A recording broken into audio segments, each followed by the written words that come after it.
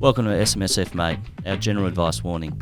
We are required to warn you that any advice has been prepared without taking into account your objectives, financial situations or needs. And because of that, you should, before acting on any advice, consider the appropriateness of the advice having regard to your own objectives, financial services and needs. Where the advice relates to the acquisition or possible acquisition of a particular financial product, you should obtain a product disclosure statement relating to that product and consider the PDS before making any decision about whether to acquire the product. Mate. Welcome to SMSF, mate. Today's topic is what type of investors are there and how we classify them, or a guide to that. Ash, maybe you want to kick off from an accountant's perspective or I suppose account certificate perspective? Yeah, so usually to be classified as a sophisticated investor, part of the opportunities or the wholesale opportunities around that, you need an accountant's letter. And that usually is around, most commonly, how much income, gross income that individual person earns, or the assets that that person has. So the threshold is $250,000 in gross income, and I think it's $2.5 million in assets, net assets. So some people get caught up thinking their house is $2.5 million. I qualify. You got to factor in the mortgage in there. And some people also get confused and include their super assets in there. You can, if you're individual trustees in the super fund, I believe you can look through that way your portion of the member. But if you've got a corporate trustee, it's actually segregated because your super fund is actually run by the company. So you got to be very careful about how you add it up when an accountant's preparing that letter. But it also gives some people the belief that, okay, I'm a sophisticated investor because of those sort of things. While the letter is just measuring those two aspects traditionally, do you actually understand what you're signing? Because that's part of it as well, right? So you might have all these opportunities in front of you as a wholesale investor or a sophisticated investor. Still doesn't exclude you from reading what you're entering into and what the terms are. And that's where the PDS or the disclosure requirements by the investment you're looking into is really important too. So PDS being product disclosure statement. Thanks, Sonny. So you got to read through what you're investing. So yes, there's more opportunities available, but it doesn't exclude you from reading through anything you sign. So, when you put your pen to paper, all that letter is doing is saying is you have the ability to potentially lose what investment you put in there because you're earned enough to recoup it, or you have enough assets to live off the whatever you put in if it goes bad. That's all it is. It just introduces you to a higher risk investment. Doesn't mean you should invest, but it just gives you that opportunity to take in opportunities that aren't available to retail investors, because those retail investors have less ability to recover from these investments if they went bad. Sonny here, I'd encourage reading of our article on the website because it actually covers the topic really well. But if we start focusing on some of the areas that are key to Ashwin's point, it's designed as a protection mechanism for retail or less sophisticated clients in their understanding of potentially complex and higher risk investments. It's designed initially around that quantitative metric where there's an assumption, which is certainly changing, that if you've got that amount of money, you have a level of sophistication around your investment decisions. Nowadays, and with the shift, it's definitely more to a qualitative basis and factor, and less focus and reliance on just the quantitative metrics that Ashwin mentioned, the 250K and 2.5 mil. It's really on the onus of the investor to understand and make that decision. From a protection point of view and advice delivery, there's less requirements from an advisor advising a wholesale client on a wholesale investment than there is a retail investment on a retail client. But again, it really comes down to a qualitative assessment of the individual or the investor, regardless of their quantitative metrics, around are they suitable, do they understand, in order to make the right decision. So from a naive individual's point of view, having not been too familiar with the terms, I think the point is that there's a whole heap of investment products available that is not available to people who are not sophisticated investors for the point of trying to protect them from potentially larger risks. Correct. Yep. Yep. And even if you are a sophisticated or wholesale investor, when you're looking at these opportunities, you still got to go in with the mindset that money is at a higher risk. So you still don't put all your eggs in one basket sort of situation. You proportionally go, well, if it's a higher risk, how much am I willing to put away? Because it usually comes with terms of liquidity. So you can't get the money out quickly generally because it might be in a, unlisted company that's waiting for listing, which could take 2 to 3 years. So your money's there. You can't access it straight away. It's not like a listed share and things like that. So all of those things It might be 30 days to get out or something like that. Yeah, it could be the next day if the shares, right? So that the whole thing is a protection point for retail investors. So just be aware of all of those things when you're going in. So you might qualify as a sophisticated investor. It doesn't mean, these opportunities aren't available to retail investors, so I should put more into it. That's not the thought process in my headspace anyway. So. And investors have got to be aware of that when they're brought opportunities that are wholesale only opportunities. You'll have certain groups and advisors that will simply ask for an accountant's letter and say, do they meet these quantitative metrics, and therefore I'm going to expose you to this investment and these risks, when it might not be suitable for the individual, their investment strategy, their portfolio, and they hang their hat on the fact that they've got a certain amount of assets or a certain amount of income.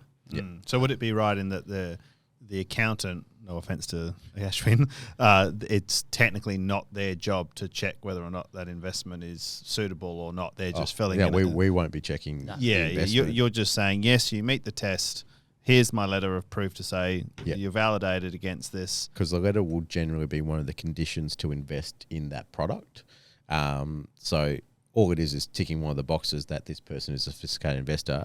We're not reviewing the investment or looking at anything like that. We would need a financial license to do that. So some people will go through with a financial planner who's presenting the opportunity to do that. But again, as a wholesale investor, as Sonny mentioned earlier, the responsibility of the advisor isn't at the same threshold as a retail investor. So again, if you're not sure what you're signing, don't sign it, because you shouldn't be part of that investment. That's the first step, right? So, and if you're not sure, get clarification. You can get a lawyer, you can get a financial advisor to explain the risk. You can even ask for a statement of advice so they can outline it for you if you're not sure. And if you're someone that has got $2.5 million or you earn $250,000, paying for that advice before you put your money in it is probably worth it. So that's the whole purpose, I think. Very good. And I mean, have you had any experience in that space recently? And like, what are some examples of a product which would fall into that wholesale classification? Well, I can probably provide a personal experience on that, in that and I'm pretty sure this is my little story on the website somewhere, is I went to a financial advisor and was not even, the question wasn't even asked, and I don't think you generally know as an individual, unless someone told you or you heard it at a bar or read it on a website, whether or not you do or don't meet the test, or I've got a really terrible accountant, who knows. But I think most people will find themselves probably pigeonholed into what a retail run-of-the-mill bank or financial planner, and when say retail, there's a terminology called a retail investor, which is if you're not a sophisticated or wholesale investor, then you are a retail investor. That's right. Yeah. These guys are nodding. So for those people that are not watching a video, that was a nod from 3 people. So I think that's the first thing, is I just didn't even know that thing existed.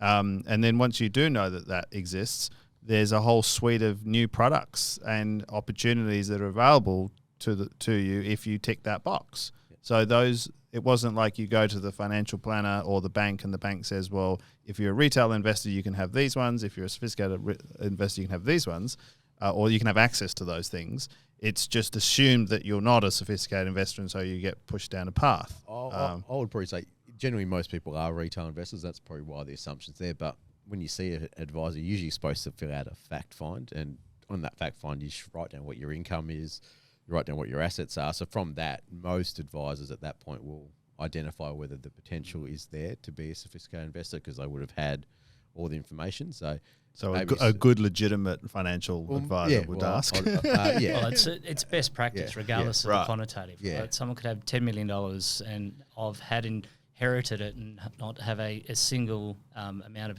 investment or financial experience Right. before. Yep. From a quantitative perspective, they'll meet the metrics, but are they Are they right for it? sophisticated? Are they going to be able to make the right decision if an advisor that's not undertaking best practice, even beyond those financial numbers, to then make sure that the investor has a qualitative experience or understanding. Yeah, so what you're really saying is there's actually two parts to the test. There's one, yes, you tick the box that you've got sufficient capital and investment funds to do this, and number two, you've got sufficient brain power to know what you're doing. But also, probably the third one is also, is there a need for it, right? So there's some people whose, let's say your living cost as a retirement is only $80,000 a year. If you've already got the surplus assets that's going to provide that without taking these risks, well, maybe you don't need to go down the path of Taking unnecessary risk. So, that's where you need the holistic advice piece before you undertake this, and then you sort of know where your investment strategy and planning should be around that. But I think people are allowed to go to the casino and they're allowed to risk a lot. Yep. And there's no one at the door saying, oh, you're a retail or you're a, it's kind of, if you compare it to the casino, it's almost like going to the high roller room, in a basic sense. Yeah. Like, I would say in some way, but I suppose if you're using super money to do that, that's when you should probably get advice, because that's going to set up for your retirement versus, a gamble. using 1 week's paycheck. I think for And my the outcomes and risks are probably a little less binary. Yeah. There's more complexity to them. Yeah. Someone might know the difference between red and black, and being able to put something down, but then understanding either the term of investment or the risks that are associated with it, and whether they're representative of the potential return, that's something else. And I think that's what I'm really understanding from this conversation is there's actually two parts to it rather than a simple yay, nay, you're that box or that box. Yep. And if you are a sophisticated or wholesale investor, it doesn't mean you can still have retail products, right? Yes. So I think it's kind of like you've got more choice. Yep. If you and then your way of investing that your money in those products is a separate part too. And it's not a case that wholesale products are better than retail products. No. There's just a different suite. And I think of that's products really available. important point. I think the perception is it's kind of like the high roller room. You've got better odds or better, you get nicer cocktails or something in that department. But yeah, it's more they're different products rather than better products. Yeah, that's I'd agree with that. Are they products wholesale products that just haven't gone through that classification process? Like, they have to be approved as retail, so they could just be like a younger fund or something along those lines? It could be something like that. Sometimes it's also the product themselves don't have the funds available to get it to a retail product stage, or they don't need that level of funding to get what they're going. So if it's a startup company that's planning to list in 2 or 3 years, to go through to list on the ASX, do the prospectus, everything else, there's a lot of cost involved in that. They'll do what they call pre-seed or seed money to get it going. So the risks are higher, but the potential upside is there, but it also has just as much risk of going down. While doing a prospectus and listing on the ASX is a totally different risk profile for someone coming in. So, you can look at any recent IPO that would have been pre-seed money that came through. Those people took a higher risk and most likely was in the wholesale space to get into those investments. So is it right then if I wanted to start a fund then it is more expensive and more time consuming to make it a retail compliant fund than it is to make it a wholesale sophisticated fund? Yep. Absolutely. Right. And I think that goes to Tim's point. There's there's a lot of funds out there currently or start up in a wholesale fashion because of cost restrictions, Right. And structural restrictions as well, and additional requirements that are needed for retail funds. They might need to get the fund going in the first part, prove the investment, thematic, and then gain additional traction and support in terms of investment inflows before they can afford, or it makes a good business case to turn into retail. Yep. Now, And then that obviously means they've got to perform better, make higher returns, take more risk because they're paying out more the costs. oversight, there's more Right. regulation, there's more disclosure. And there's also the potential that those funds now get more money, they've got to look for more opportunities, and maybe they don't have the staffing level to do that, or it's not in the inclination to change the profile of the fund to look for more opportunities. So, you know, Right. if you all of a sudden become a public or retail fund and all of a sudden there's an inflow of a lot of money and your metric is to look for opportunities, now you've got all this extra cash to find opportunities, maybe that doesn't line up with what they wanted to do in the first place. So it might be a strategic thing as well within the fund. What I'm hearing is there's you might be wholesale, but you may not be sophisticated. So the word, maybe the word's That's a good bit summary. confusing. Let's be frank. It is very everyone, confusing, most people would like to think themselves as either sophisticated or a Yeah. professional investor. But I think that's a good summary, Tim. Yeah. It's definitely two parts, right? It would be great, because I try to look for it. It would be great if there was a course that people could sit to test sophisticated concepts. There was obviously another exemption that you can pass on education basis, but a lot of people haven't gone through a full degree to qualify under that basis. So you would need a different way of doing things. So maybe people could sit a course on top of passing the assets and income test, and that would give everyone the peace of mind that you are sophisticated, but that line is still blurred effectively. Also doesn't stop people from making a silly decision, right? So, No, well, we're all guilty of that. Humans. Yeah. and, objectivity around that, and that's where a broader advice set, even from a wholesale perspective, counts. There's certain specialities in different areas of investment, but then that whole objectivity piece around looking at it through a different lens or a fresh set of eyes, regardless of someone's expertise. Yeah. That's why even investment committees for investment funds still exist. Yeah. Right. Yeah, look, I still personally view whenever I have any investment in those sort of frame of minds, you've got to be willing to part with that money. That's the way. It's effectively. You mean lose it? Oh, yeah. Yeah, when we say part. Sorry, it's parted. You mean lose it? It's parted and it may not come Is back. it like temporary part? Yeah, that implies you're getting it back. So it's gone. It might. Do you need still, to admit something, actually? no. If my wife's listening, I might be in trouble. No, but that's effectively how I view it. Once it's out, it's gone, and hopefully it does come back. And I'll still review it and update it within my overview of my portfolio, but it's effectively gone. But it's as good as spending it at the pub. But I think the point is, don't be afraid also to ask whether you should be investing, or ask somebody whether you should be investing in wholesale products, Right. and making sure that you do have an understanding of them. And is that an answer a financial advisor is allowed to give? Yes, Right. in short. Yeah. So So I could ask a financial advisor, should I be a wholesale investor, and should I buy this wholesale product? They can provide the yes or no advice. correct. Yep. So whereas to Ashwin's point before, accountants can just say yes, You are you or meet you these aren't. metrics. Right. Financial advisors, even if they get that letter, best practice still suggests that you need to have a conversation with the client to gauge their understanding before you recommend a product. Right. And the investment fund manager doesn't care either way. Not so much. There's new requirements called target market determinations now, or TMDs, where the fund managers have to provide some guidance and stipulate the type of investor who's suitable for their fund now, which is relatively new in terms of the back end of last year. With that, there is more oversight from not only the fund managers, but then the broader distributors of those funds, like wrap products and platforms, that need to keep an eye on what investments are being made in certain funds. Right. Yeah. Mm-hmm. But otherwise, if I fill in the form, I've got my letter, it's up to me to have made that decision. Yeah. Fair enough. So really, a financial advisor plays an important part in deciding whether you should or shouldn't make that decision. If a wholesale investor chooses to get the advice. Yeah. Right.